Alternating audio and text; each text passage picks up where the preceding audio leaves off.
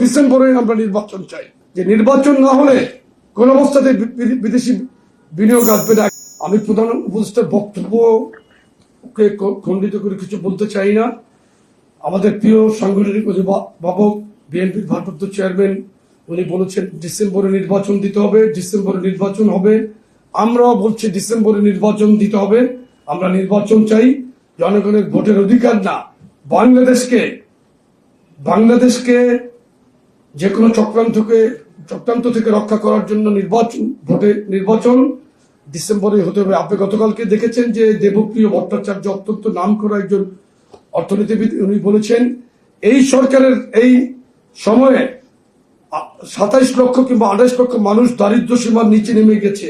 তাহলে কিসের বৈষম্য বিরোধী নীতি তারা প্রণয়ন করছে? বৈষম্য বিরোধী নীতি প্রণয়ন করছে? কোথাও তো কোনো বৈষম্য বিরোধী নীতি তারা প্রতিফলন করতে পারছে না।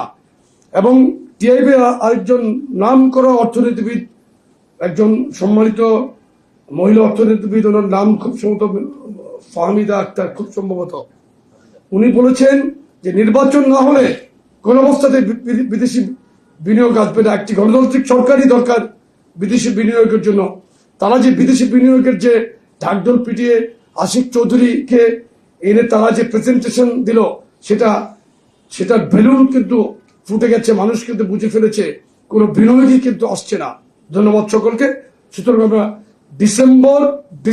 ডিসেম্বরে আমরা নির্বাচন